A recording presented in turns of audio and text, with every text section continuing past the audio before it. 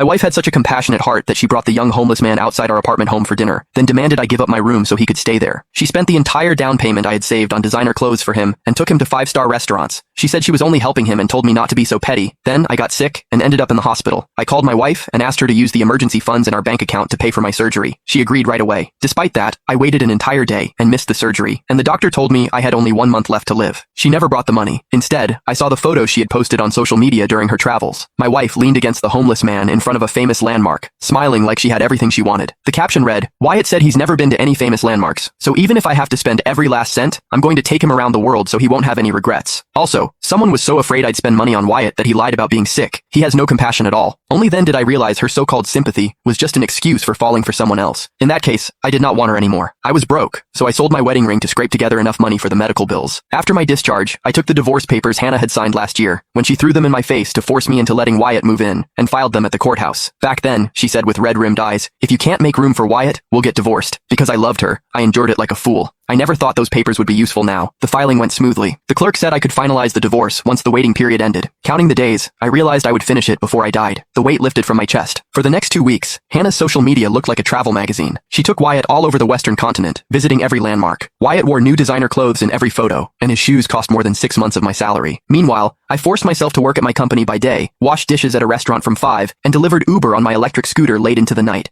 I had asked around. The cheapest cemetery plot cost $8,000. Other than my unpaid $3,000 salary, I was short a full $5,000. With less than a month left, even with a knife twisting inside my stomach, I did not dare to stop working. While washing dishes, my phone rang. Hannah's furious voice pierced the kitchen. "Nathan, didn't I text you to pick up Wyatt and me? Why aren't you here? We've been waiting at the airport for 2 hours." Past Nathan would have apologized repeatedly and rushed over. Now, I simply said, "I didn't see the text, and I don't have time. Get home yourself." Her voice spiked. "Nathan, are you still mad because I spent money on Wyatt? I told you I only felt bad for him, and I haven't even confronted you about pretending to be sick." I hung up. By the time I finished my part-time jobs and reached home, it was past 11 at night. I dragged myself inside, exhausted. Opening the door, I saw Hannah lying in Wyatt's arms on the couch, both laughing at the television. She quickly pulled away when she heard me, her face twisted with annoyance. "So you actually remembered to come home? Wyatt had to carry all the luggage because you didn't pick us up. He's exhausted. Can't you have a little compassion?" I ignored her, calmly removing my shoes, which only irritated her more. She marched toward me, but Wyatt staged an intervention. "Nathan was probably busy with work. He didn't mean it. Don't be mad, Hannah. I'm not tired." "Oh, Nathan, Hannah and I brought you a gift." He walked over like he was presenting a treasure, handing me a box. Inside was a scarf printed with landmarks. It was cheap synthetic fabric with rough threads sticking out. My throat tightened. I was severely allergic to that fabric. The last time I touched it, I was rushed to the ER. I yelled, "Take it away." Wyatt pushed it closer. "Nathan, I picked this especially for you. Don't you like it?" I said, "Take it away." My breathing turned ragged. "Nathan, what kind of attitude is that?" Hannah snatched the box and shoved it into my arms. "Wyatt was kind enough to bring you a present. Who are you making that face for?"